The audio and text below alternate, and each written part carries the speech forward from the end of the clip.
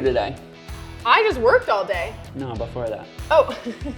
Well, between the work cookie of working activity and then work. This. We went and got pre-approved for refinancing this house because we have decided to keep the house rather than flip it and sell it.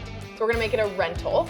And it's been interesting because we've been kind of watching the market to see, obviously I've been watching the market aggressively because of real estate, and where buyers are at, how they're hesitant to buy anything, to spend money.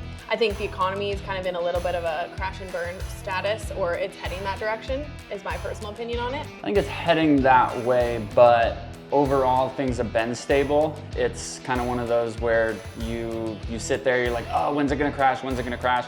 And it never crashes. So right now everything's stable. There's uncertainty in the market, so it's like, what's gonna happen 6 months to a year from now? We don't know, but just based off of the price we got this home for, there's like holding it, collecting rental income, it's not gonna hurt us.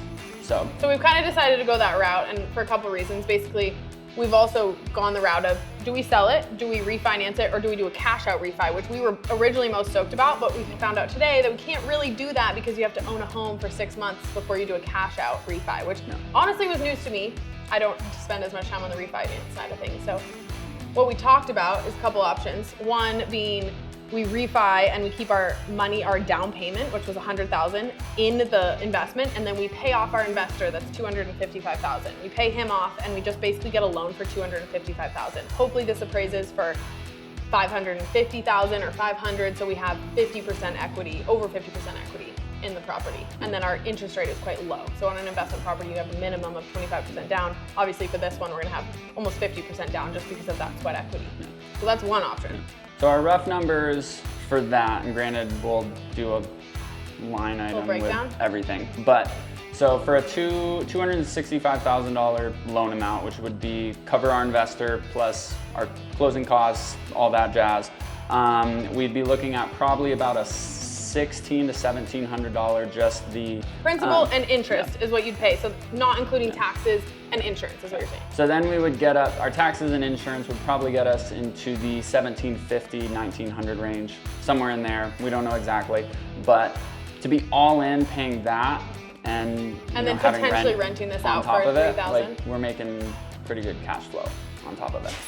So that's our rough probably number. The idea we're gonna go with, but our other idea was actually take out a draw from the investor. This gets a little more complicated. Take out a draw from the investor, then go do a refi, and essentially you're doing a cash out because you just asked for more money for a day, and then you refinance, and then you get that money back. So because there's no cash out refi allowed on a property that's owned for less than 6 months, that would be kind of our loophole. Other loophole is we refi, and then we pull out a HELOC, which is a home equity line of credit, because we obviously have a ton of equity in the property, sweat equity. So we can take out our own down payment, but only take out and pay interest on what we take out. So if we don't take out any money out of the HELOC, then we don't have to pay interest on it. If we need $100,000 to buy our next property, we can take out a line of credit just for that $100,000 and only pay on $100,000. We don't have to. And so basically the difference between a cash out refi and a refi with a HELOC is just the cash out refi, you pay your interest every month for 30 years, and a refi with a HELOC is you pay the really low interest, and then if you want to take out the additional, your down payment, original down payment, you just pay on what you take out. Hopefully that wasn't too confusing. I feel like because the economy is just like so unstable, like there's just like so much uncertainty in the market with buyers that I'm experiencing, that I don't feel like it's a smart time to say, hey, let's go resell something that we just put a ton of money and sweat equity into to make a profit. And then the other caveat is that you can't, if you sell a property and you've only owned it for 3 months, 4 months, 5 months, even anything less than a year, it's called a short-term asset. And so you pay 40% of your proceeds to the government in taxes, which is what we did on the last property. And granted, we'll have plenty of profit after, but it just hurts to pay that much. So if we can rent this out, do some cost segregation, avoid our taxes for a couple years, then we go to sell it, we could do a 1031 because now the intent of the property originally was to be an investment property. So then you can do a 1031 and go buy another investment property. So that is why we're doing it that way. And fun fact, when you take out, you don't owe taxes on a HELOC. So if you Because that's already, I don't know the. It's already your money. Well, that was already our down payment. We've already paid taxes on that money when we made it. Well, but like because it's appreciation too.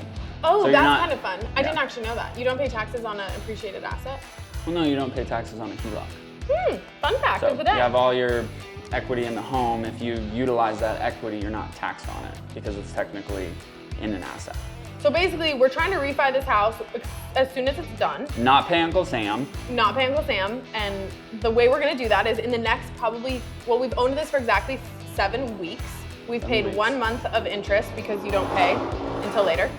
And then our investor had said, hey, there's not a prepayment penalty unless you pay before 3 months is up. So we're waiting for either that 3 months or we just pay him in interest, whatever that accumulated interest would be, which is I think is like $7,000.